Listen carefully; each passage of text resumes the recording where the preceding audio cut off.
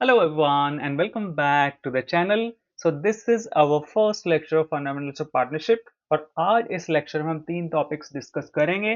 First is need and importance of partnership firm, second is definition of partnership, third is features of the partnership. इसके अलावा इन्हीं topics related 10 MCQs भी मैं आपके साथ discuss करूंगा और नेक्स्ट लेक्चर में एटलीस्ट 25 एमसीक्यूज इन्हीं टॉपिक्स से रिलेटेड हम डिस्कस करने वाले हैं. तो अगर आपने हमारा चैनल सब्सक्राइब नहीं किया है तो जल्दी से इस चैनल को सब्सक्राइब कर लें, क्योंकि आपको इस चैनल से बहुत ज़्यादा बेनिफिट होने वाला है. क्योंकि इस ईयर मैं थोरोली अकाउंटेंसी और इकोनॉमिक्स सीबीएसई और आईएससी बोर्ड के लिए पढ़ाने वाला हूँ. इसके अलावा एक और इन्फॉर्मेशन मैं आपके साथ शेयर कर देता हूँ. अगर आप सीबीएसई और आईएससी बोर्ड से हैं और आप टीएस ग्रेवाल और डीके गोयल की सॉल्यूशन सर्च कर रहे हैं तो आप हमारी वेबसाइट पे जाके देख सकते हैं commerceschool.in. आप इसके फ्रंट पेज पर जाइए और इसी फ्रंट पेज पर होम पेज पर आपको सारे लिंक्स अवेलेबल हैं, वहां से आप एक्सेस कर सकते हैं. इसके अलावा हमारी एक और वेबसाइट है जिसका नाम है ask.commerceschool.in. इस वेबसाइट पे भी जाके अपने क्वेश्चन सर्च कर सकते हैं. आपने क्या करना है, आपका जो क्वेश्चन है उसके 3 और 4 वर्ड्स आपको यहाँ पे लिखने हैं. फॉर एग्जांपल काव्या, और इस पे लिंक क्लिक करना है और आपको यहाँ पे आपका क्वेश्चन आ जाएगा. आप यहाँ से इसको एक्सेस कर सकते हैं उस पर क्लिक करके. इस तरीके से आप सॉल्यूशंस को एक्सेस कर सकते हैं. इसके अलावा आप गूगल पे जाके भी सर्च कर सकते हैं. फॉर एग्जांपल आपका कोई भी क्वेश्चन है, काव्या, फॉर एग्जांपल एक क्वेश्चन मैं ले लेता हूँ, काव्या, मान्या, नविता. काव्या, मान्या एंड नविता, ये हमारा एक क्वेश्चन है. कुछ वर्ड्स हैं क्वेश्चन के, आपने इसमें लिखने हैं 3 to 4 वर्ड्स और उसके बाद आपने लिख देना है commerceschool.in. तो आपको सॉल्यूशंस यहाँ पर मिल जाएंगे इस तरीके से. फॉर एग्जांपल आपको कहीं भी सॉल्यूशंस नहीं मिल रहा है, आप हमारी वेबसाइट से ही सॉल्यूशन देखना चाहते हैं तो आप इस तरीके से सर्च कर सकते हैं. तो आज के हम टॉपिक्स अपने स्टार्ट करते हैं. सबसे पहले डिस्कस करते हैं what is the need and importance of the partnership firm. Partnership firm बनाने की हमारी रिक्वायरमेंट क्या है. 11th क्लास में आपने स्टडी किया प्रोप्राइटरशिप फर्म. प्रोप्राइटरशिप फर्म में क्या होता है, उसमें एक सिंगल ऑनर होता है, वही कैपिटल लगाता है, वही रिस्क लेता है, वही प्रॉफिट को शेयर करता है.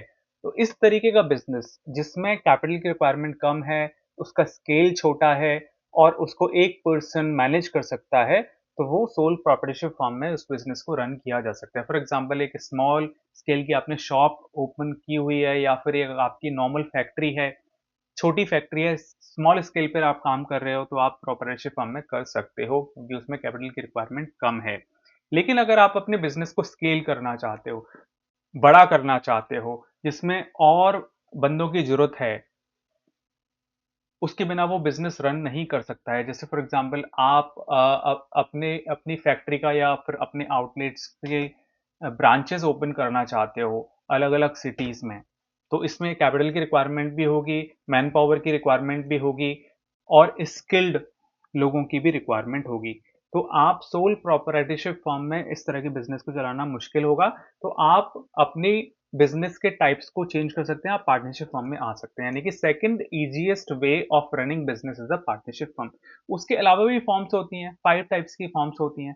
इजीएस्ट है sole proprietorship firm, second easiest है partnership firm, third is Hindu undivided family, private limited company और पब्लिक लिमिटेड कंपनी. तो अभी हम इस चैप्टर में क्या पढ़ रहे हैं, पार्टनरशिप फर्म. तो अगर आप अपने बिजनेस को स्केल करना चाहते हैं तो आप प्रोप्राइटरशिप फर्म से पार्टनरशिप फर्म में आ सकते हैं.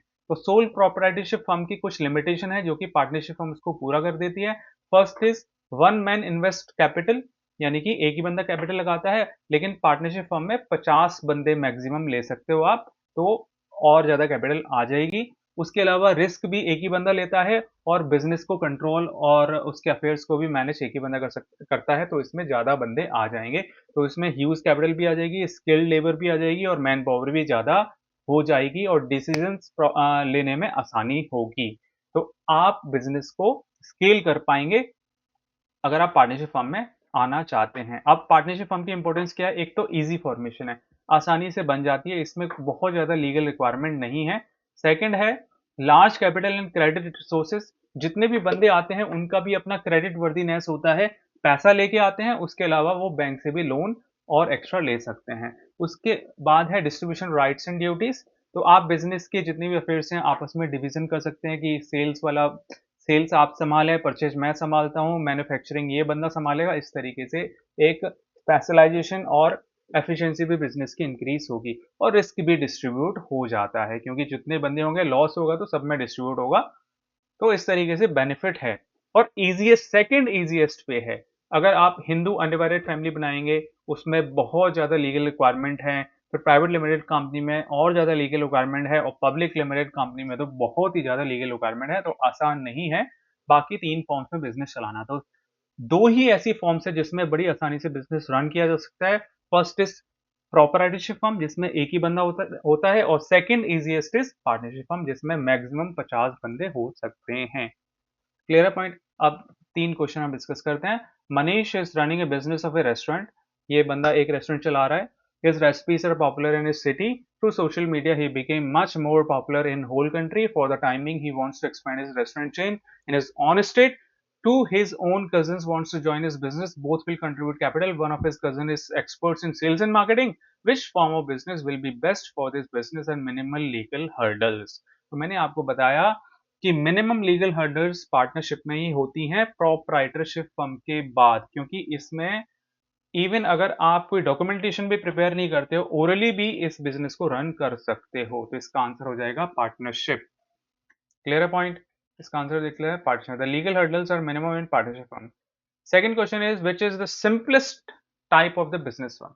Simplest type of the business firm तो प्रोप्राइटरशिप फर्म ही होता है। क्लियर है पॉइंट? तो सिंपलेस्ट है प्रोप्राइटरशिप और सेकंड सिंपलेस्ट है पार्टनरशिप। तो आंसर भी the simplest form of business is proprietorship firm. Third question है which is the second best form second best form of the business firm? तो answer is partnership firm. C answer इसका होगा। तो ये topic complete. Next topic है definition of partnership. Partnership की definition क्या है? पार्टनरशिप की डेफिनेशन कहती है, वन सेकेंड, पार्टनरशिप की डेफिनेशन कहती है पार्टनरशिप पर्सन्स के बीच में एक रिलेशन है जो कि एक बिजनेस को रन करने के लिए उनके बीच में एक एग्रीमेंट हुआ है, और उस बिजनेस का जो प्रॉफिट है वो उसको शेयर करेंगे, और इस बिजनेस को कोई भी एक बंदा या फिर सारे बंदे मिलके चला सकते हैं। फॉर एग्जाम्पल अगर 3 बंदे पार्टनरशिप में आए हैं तो एक बंदा भी बिजनेस को चला सकता है, वो बाकी दोनों बंदों को रिप्रेजेंट करेगा, या फिर तीनों मिलके भी बिजनेस को चला सकते हैं। अब इसमें एक मोस्ट इंपॉर्टेंट बात यह है कि एक तो एक रिलेशन है, और एक जो इन्होंने एग्रीमेंट किया है वो बिजनेस को रन करने के लिए किया है, और बिजनेस के प्रॉफिट को शेयर करने के लिए किया है। तो यहाँ पे प्रॉफिट का नाम आया लेकिन लॉस का नाम नहीं आया। तो लॉस का नाम इसलिए नहीं आया क्योंकि इसमें ये हो सकता है कि कोई पार्टनर बिजनेस में आता है और वो कहता है कि मैं ओनली प्रॉफिट शेयर करूंगा, लॉस शेयर नहीं करूंगा, तब भी वो बिजनेस का पार्टनर हो सकता है। फॉर एग्जाम्पल एक फिटनेस चेन ओपन हुई है और उसमें सनी देओल को उन्होंने पार्टनर ले लिया। तो सनी देओल को इसलिए लिया है क्योंकि वो एक ब्रांड है, तो उसके ब्रांड से उनका जो फिटनेस चेन है वो चल सकता है। तो उस सनी देओल को उन्होंने एज ए पार्टनर ले लिया। तो पार्टनर वो आया है, Sunny Deol as a partner अगर उसमें आया है तो वो इसी कंडीशन पे आया होगा कि वो ओनली प्रॉफिट शेयर करेगा, लॉस शेयर नहीं करेगा। तो यहाँ पर स्पेशली इस डेफिनेशन में प्रॉफिट ही आता है, लॉस नहीं आता। तो कोई भी पार्टनर अगर लॉस शेयर नहीं करता है तब भी वो पार्टनर हो सकता है क्योंकि वो प्रॉफिट शेयर करता है। तो प्रॉफिट शेयर करना जरूरी है, लॉस शेयर करना जरूरी नहीं है। Next, who are the partners? Partners कौन है? The person who have entered into partnership agreement. जो बंदे पार्टनरशिप एग्रीमेंट में आए हैं इंडिविजुअली वो पार्टनर कहलाते हैं। For example A B and C entered into partnership agreement to start a partnership firm. Individually A B and C are called partners. Clear है point? Next, next है what is partnership firm? तो collectively जो तीनों partners हैं, तीनों partners को मिलके बोलेंगे हम partnership firm. All partners who have entered into a partnership agreement to start a partnership business are called partnership firms. यानी कि कलेक्टिवली, इंडिविजुअली पार्टनर्स, कलेक्टिवली ये तीनों मिला के हम बोलेंगे तो उनको बोला जाएगा फर्म, यानी कि पार्टनरशिप फर्म। क्लियर है point? Next, what is firm name? Firm name क्या है? तो भैया जो बिजनेस होता है उसका एक नाम होता है। The name under which business is carried is called firm name. For example, A, B, and C start a shoe business, forming a partnership firm named Livestill Shoes. तो Livestill Shoes is a firm name. तो उसका कोई ना कोई नाम हमें रखना पड़ेगा, वो कुछ भी हो सकता है. तो यहाँ पर ए बी और सी ने एक बिजनेस स्टार्ट किया, पार्टनरशिप में स्टार्ट की, शूज का बिजनेस है और उन्होंने उस बिजनेस का नाम रखा लिविस्टिल शूज. तो ये फर्म नेम हुआ. Next, nature of partnership. There are two point of views. ये इंपॉर्टेंट टॉपिक है, इसमें एमसीक्यूज बन सकते हैं. पार्टनरशिप का नेचर क्या होता है? तो इसके दो पॉइंट ऑफ व्यूज हैं. पहला पॉइंट ऑफ व्यूज है बिजनेस पॉइंट ऑफ व्यू. अब बिजनेस पॉइंट ऑफ व्यू क्या है? तो बिजनेस पॉइंट ऑफ व्यू कहता है, according to the business point of view, partnership firm is a separate entity from its partners. इसका meaning ये है कि ये बिजनेस है और ये पार्टनर्स है. तो बिजनेस पॉइंट ऑफ व्यू से पार्टनर्स अलग हैं और बिजनेस, पार्टनर्स अलग हैं, बिजनेस अलग है. तो जो भी जर्नल एंट्री आप करेंगे, यानी कि जो भी बिजनेस ट्रांजैक्शंस होंगी, जो भी बिजनेस ट्रांजैक्शन होंगी, वो किसके पॉइंट ऑफ व्यू से होंगी? बिजनेस पॉइंट ऑफ व्यू से. बिजनेस पॉइंट ऑफ व्यू से ट्रांजैक्शन होगी. एक एग्जांपल मैं दे देता हूं. For example, cash received from A. दो पार्टनर्स हैं, ए एंड बी. तो ए ने कैपिटल लगाया है, कैश रिसीव्ड फ्रॉम ए, यानी कि पैसा इसने लगाया है. तो अगर आप डेबिट एंड क्रेडिट हम देखते हैं ना, डेबिट एंड क्रेडिट, तो अगर कैश रिसीव हुआ है तो कैश रिसीव किसको हुआ है? इसको रिसीव हुआ है और इसके पास से कैश गया है. तो बिजनेस के पॉइंट ऑफ व्यू से देखें तो कैश क्या होना चाहिए? डेबिट होना चाहिए. लेकिन अगर ए के पॉइंट ऑफ व्यू से देखेंगे तो कैश क्या होना चाहिए? उसके पॉइंट ऑफ व्यू से देखते हैं तो, पार्टनर के पॉइंट ऑफ व्यू से, तो कैश क्रेडिट होना चाहिए. लेकिन हमने क्या बोला कि जो भी आप ट्रांजेक्शन करोगे वो किसके पॉइंट ऑफ व्यू से करोगे? बिजनेस पॉइंट ऑफ व्यू से करोगे. तो इसका मीनिंग यहाँ पे कैश होगा डेबिट. तो जो भी आप ट्रांजेक्शन करें वो बिजनेस के पॉइंट ऑफ व्यू से सोच के करें, ना कि पार्टनर्स के पॉइंट ऑफ व्यू से. तो बिजनेस पॉइंट ऑफ व्यू से पार्टनर्स और बिजनेस एक सेपरेट एंटिटी हैं, दोनों अलग अलग हैं. लेकिन लीगल पॉइंट ऑफ व्यू अगर हम बात करें तो लीगल पॉइंट ऑफ व्यू से दोनों सेम है, लीगल पॉइंट ऑफ व्यू से अलग नहीं है. फॉर एग्जाम्पल, दो पार्टनर्स हैं A B and C. B ने कोई फ्रॉड कर दिया. वैसे तो कलेक्टिवली ए बी सी एक फर्म है तीनों मिला के, और बी ने कोई फ्रॉड कर दिया. तो फर्म पे केस चलेगा या पार्टनर पे केस चलेगा? तो इस केस में पार्टनर्स पे ही केस चलेगा. तो पार्टनरशिप फर्म में बिजनेस पॉइंट ऑफ व्यू से तो दोनों सेपरेट हैं, लेकिन लीगल पॉइंट ऑफ व्यू से दोनों एक हैं. क्लियर है पॉइंट? अब क्वेश्चन प्रैक्टिस करते हैं. A B and C run a bag manufacturing company named ABC enterprises. The firm cheated a vendor. इन्होंने फ्रॉड कर दिया कोई. The vendor now wants to take legal action. What would he whom he would register FIR against for fraud. किसके against FIR करे? ABC enterprises के against करे या फिर पार्टनर्स के अगेंस्ट करे?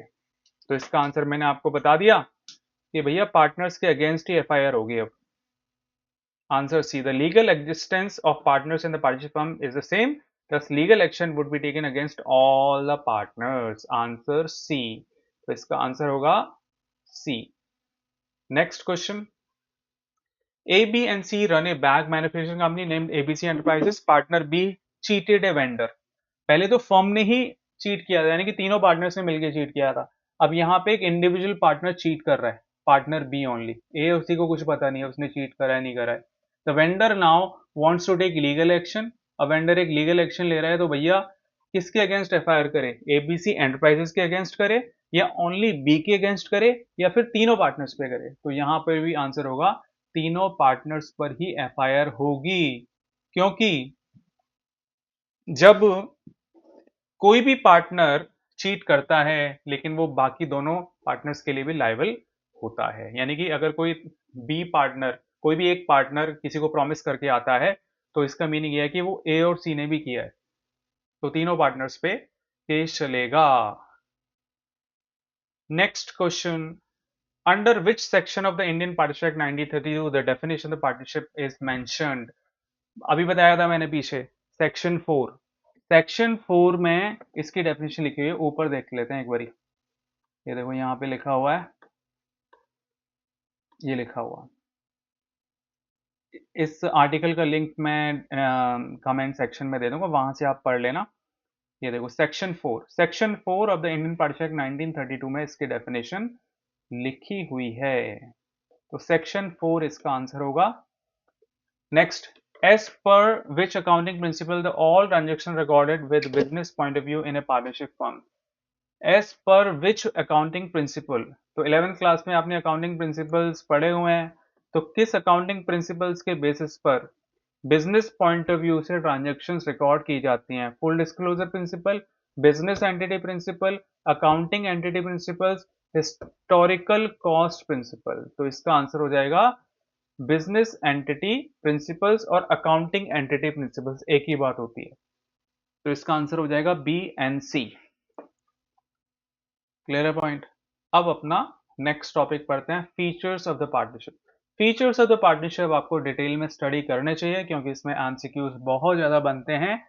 तो सबसे पहला जो फीचर है पार्टनरशिप का वो है 2 और मोर पर्सन्स। तो हमने डिस्कस किया था कि मिनिमम 2 पर्सन्स होने चाहिए, मैक्सिमम 50 पर्सन्स होते हैं, वो हम आगे डिस्कस करेंगे। तो मिनिमम कितने बताए थे? 2%, क्योंकि कम से कम 2 बंदे तो होनी चाहिए तभी तो पार्टनरशिप फॉर्म बनेगी। There must be at least 2% to form a partnership and all such person must be competent to contract।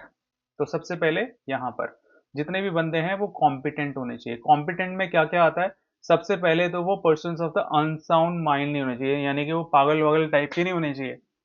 तो वो अगर अनसाउंड माइंड है तो वो पार्टनरशिप पार्टनर अगर बन भी जाएगा, अगर किसी ने लीगल एक्शन ले लिया तो वो पार्टनर से हटाया जा सकता है। तो person with mental instability is not eligible to be a partner. Second है माइनर। माइनर नहीं होना चाहिए, 18 साल से नीचे नहीं होना चाहिए, लेकिन इसमें एक एक्सेप्शन है। अगर माइनर बेनिफिशियल है बिजनेस के लिए तो उसको ओनली प्रॉफिट में पार्टनर बनाया जा सकता है। लॉसेस में क्यों नहीं बनाया जा सकता? क्योंकि लॉसेस में अभी तो वो 18 साल से नीचे है ना, उसमें इतनी समझ नहीं है। फॉर एग्जाम्पल उसके साथ किसी ने फ्रॉड कर दिया, बोल दिया कि भैया कंपनी में लॉस हो गया, तो उसको लॉस भी शेयर करना पड़ जाएगा। तो यहाँ पर एक प्रोविजन बनाया हुआ है कि भैया वैसे तो 18 से नीचे नहीं लेना पार्टनरशिप फर्म में, क्योंकि भैया अभी उतना मेच्योर नहीं है बंदा, लेकिन अगर बिजनेस के लिए बेनिफिशियल है तो आप उसको प्रॉफिट में पार्टिसिपेट कर सकते हो। Second, third is person disqualified by law. तो कोई अगर लॉ से ही वो तड़ी पार हो गया है, कोई केस चल रहा है उसके ऊपर, या फिर कोर्ट ने उस पर रोक लगा दी है कि भैया आप बिजनेस वगैरह नहीं कर सकते हो, तो अगर वो डिसक्वालिफाइड हो गया है तो वो पार्टनरशिप या पार्टनर नहीं बन सकता, पार्टनरशिप एग्रीमेंट में नहीं आ सकता। तो अब ये सारी चीजें कहाँ लिखी हुई हैं? तो ये भी आपको लर्न करना है। कौन सा एक्ट है? Indian contract act 1872। तो दो एक्ट हो गए हमारे पास, एक तो इंडियन पार्टनरशिप एक्ट 1932 सेक्शन 4, और सेकेंड है इंडियन कॉन्ट्रैक्ट एक्ट 1872, जिसमें लिखा हुआ है कि कौन कौन बंदा कॉम्पिटेंट है पार्टनर बनने के लिए। Clear point? Next topic, number of maximum partners कितने हो सकते हैं? अच्छा, इसमें से काफी एमसीक्यूज बन जाएंगे आपके, एसर्शन रीजंस भी बन जाएंगे, वो हम नेक्स्ट क्लास में डिस्कस करेंगे। मैंने आपको पहले बोला था कि इन तीनों टॉपिक्स रिलेटेड एटलीस्ट 25 एमसीक्यूज, जिसमें multiple choice questions, assertion reasons, statements और मैचिंग टाइप, ये 4 टाइप्स के एमसीक्यूज मैं आपसे नेक्स्ट क्लास में डिस्कस करूंगा, जो आपके सीयूईटी और बोर्ड एग्जामिनेशन दोनों के लिए काम आ जाएंगे। तो इस सेक्शन को ढंग से करना, ये वाला सेक्शन इंपॉर्टेंट है। नंबर ऑफ मैक्सिमम पार्टनर्स मैंने आपको कितना बताया था? 50। अब ये डिसाइड कैसे हुआ? सबसे पहले तो जो पार्टनरशिप एक्ट है 1932, पार्टनरशिप एक्ट 1932, उसमें कहीं पे भी नहीं लिखा हुआ है कि मैक्सिमम नंबर ऑफ पार्टनर्स कितने होंगे, लेकिन ये कंपनीज एक्ट बना था, रिवाइज्ड हुआ था 2013 में। इसका जो सेक्शन 464, अच्छा ये याद रखना, सेक्शन 464, इस पे काफी सारे एमसीक्यूज बने हुए हैं। कंपनीज एक्ट 2013, यानी कि इस समय मॉडिफिकेशन हुआ था, इसमें अमेंडमेंट हुआ था, सॉरी, जो लीगल लैंग्वेज है, अमेंडमेंट हुआ था कंपनीज एक्ट में 2013 में। इसका जो सेक्शन 464 है उसमें ये लिखा कि सेंट्रल गवर्नमेंट को ऑथराइज कर दिया कि आप मैक्सिमम 100 पार्टनर्स को ऑथराइज कर सकते हो, आप डिसीजन ले लो, सेंट्रल गवर्नमेंट पे छोड़ दिया कि आप डिसाइड करो कि भैया कितने पार्टनर्स हो सकते हैं। फिर 2014 आ गया। 2014 ने मैं सेंट्रल गवर्नमेंट ने डिसीजन लिया और एक उसमें मॉडिफिकेशन किया, अमेंडमेंट किया और एक partners in a firm to be 50 और डिसाइड कर ले 100 नहीं होंगे, 50 रखा उन्होंने। और ये वाला इसका लॉ है, rule 10 of the companies miscellaneous rules 2014। 2013 में एम्पावर किया कंपनीज एक्ट में सेंट्रल गवर्नमेंट को। सेंट्रल गवर्नमेंट ने 2014 में डिसीजन लिया और rule 10 of the companies miscellaneous rules 2014 में लिखा कि भैया 50 कर लेते हैं। तो ये आप ये पूरे 3 लाइंस लर्न कर लेना, इसमें असर्शन रीजन और एमसीक्यूज बन सकते हैं। क्लियर है पॉइंट? तो मैक्सिमम पार्टनर कितने हो गए? 50 हो गए। Agreement, the partnership should have an agreement written और ओरल। एग्रीमेंट तो होना ही चाहिए, वो ओरल भी हो सकता है और रिटन भी, यानी कि आपस में बात कर ली बस वर्बल हो गया, लेकिन रिटन एग्रीमेंट होना चाहिए जिससे फ्यूचर में कोई डिस्प्यूट्स होते हैं तो वो उससे सेटल हो सकते हैं, क्योंकि ओरल एग्रीमेंट को कोर्ट नहीं मांगता।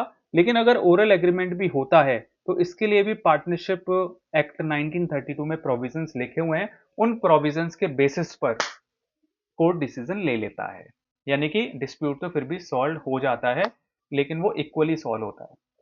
तो इसमें क्या लिखा हुआ है? The agreement forms the basis of mutual rights and duties of the partners. तो इसमें जो पार्टनर्स होते हैं उनके राइट्स लिखे होते हैं, ड्यूटीज लिखे होते हैं। The written agreement is preferred and such agreement is called a partnership deed.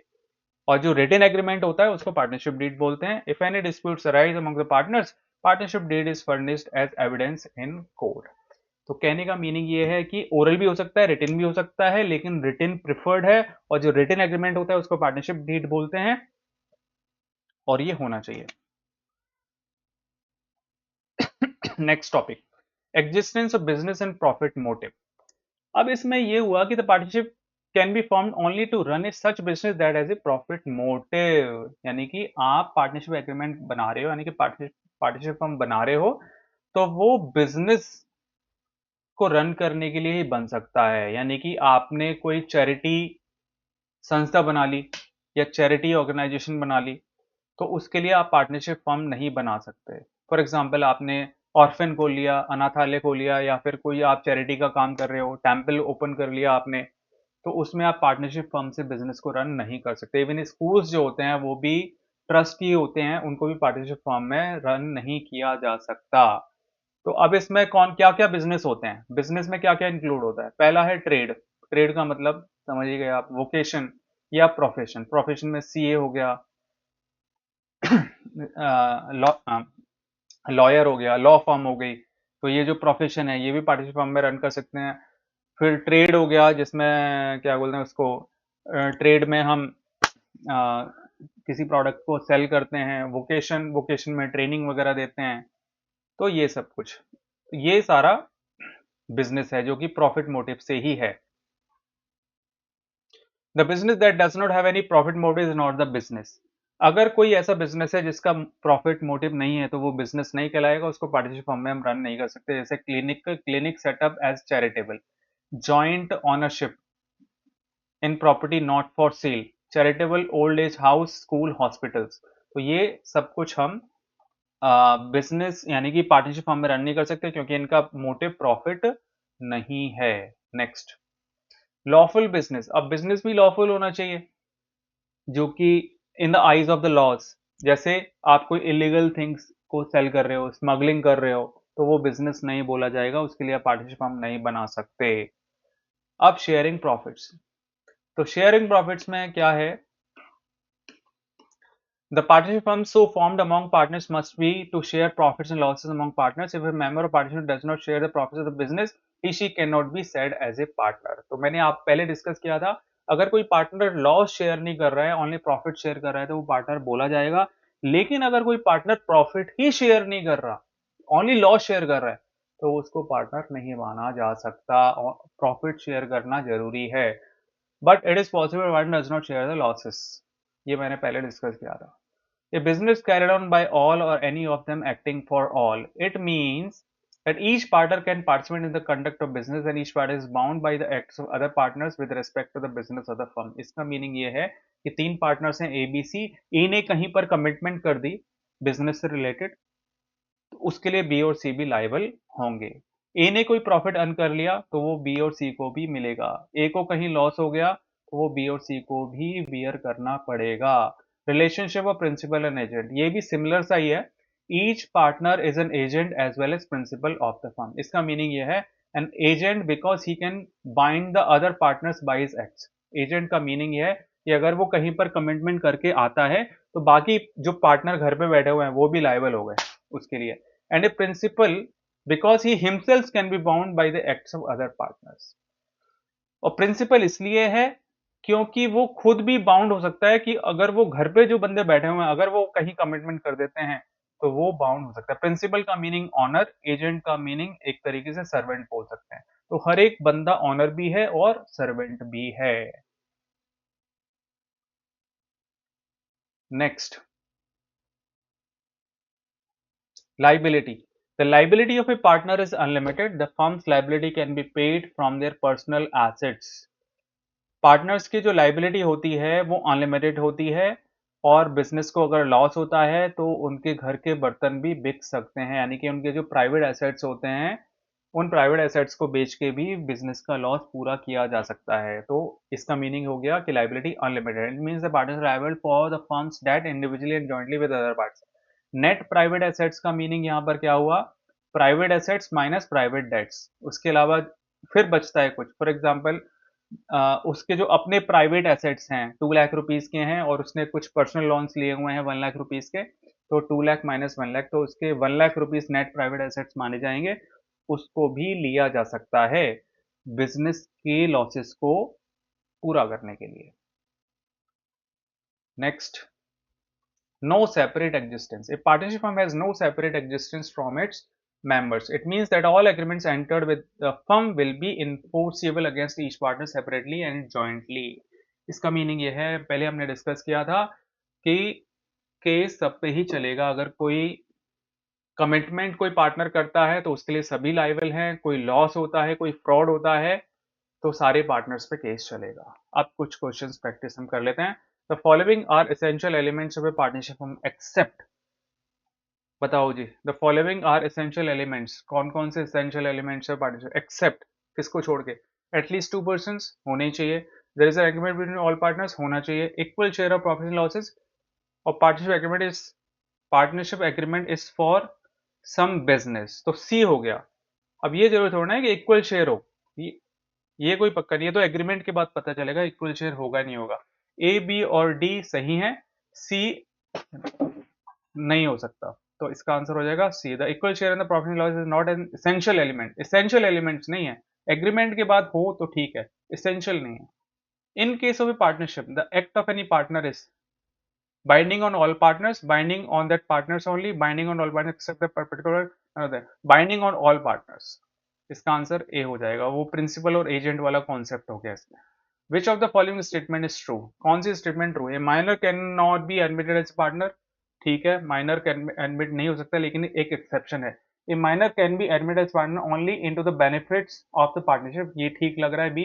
A minor can be admitted as partner but his rights and liabilities are the same of an adult partner, नहीं, liability same नहीं होती उसकी क्योंकि profit में ही उसको share होता है, ये गलत है, none of the above, B answer इसका हो सकता है, क्लोजेस्ट सुनना है हमें, तो बी आंसर है इसका। The relation of the partner with the firm is that of an owner and agent, an owner and agent, principal and agent का रिलेशनशिप दोनों में होता है, तो इसका आंसर सी हो जाएगा। What should be the minimum number of person to form a partnership, 2, इसका आंसर 2 है, answer A. The number of partners in partnership firm may be maximum 2, maximum 10, maximum 50, ये हमने अभी बताया जो कि सेंट्रल गवर्नमेंट ने डिसाइड किया था ईयर 2014 में, तो इसका आंसर डी होगा। और यहाँ पे लिखा हुआ है rule 10 companies miscellaneous rules 2014। Next है A B C and D are partnership firm, they want to expand their business for which additional capital and more managerial experts are required, for this they want to admit more members of their firm, what is the maximum number of additional members that can be admitted by them in the firm। तो कितने बंदे हैं ये, A B C and D, 4 तो already हैं, तो 46 और ले सकते हैं क्योंकि मैक्सिमम 50 होते हैं ना, आंसर डी हो जाएगा इसका। क्लियर है जी। Liability of a partner is limited, unlimited होती है, आंसर बी हो जाएगा इसका जी। क्लियर है point. A partnership firm is a separate and distinct entity from partners from the viewpoint of accounting as per the business entity concept. Yeah, business transactions are recorded from the viewpoint of the firm and it is separate and distinct entity from partners from the viewpoint of accounting. तो मैंने आपको बताया था business entity concept और accounting entity concept, इसके basis पर ही business point of view से business और पार्टनर्स को सेपरेट माना जाता है, तो इसका आंसर ए होगा। रीजन आर भी इसको सपोर्ट कर रहा है। Okay, a partnership firm can have maximum 50 partners, right? Maximum limit of partners is prescribed in the Partnership Act 1932. तो इसमें assertion A ठीक है और R गलत है, तो only A is correct, तो इसका आंसर C हो जाएगा जी। ओके, क्योंकि मैक्सिमम जो पार्टनर्स की लिमिट है वो पार्टनरशिप एक्ट में नहीं लिखी हुई है, वो कंपनीज एक्ट 2014 में लिखी हुई है। Rule 10, partners are principals but not the agents of other partners, गलत है। Partners are principal as well as agents of the partner, reason R ठीक है इसमें। Association A is false but reason R is true, answer D. Answer D है इसका।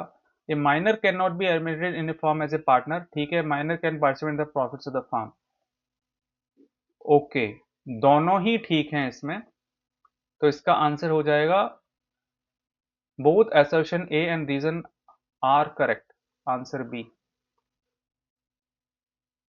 So these are the topics.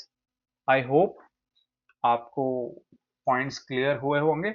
Next lecture में हम और MCQs इन topics related discuss करने वाले हैं। Thank you very much for watching this video.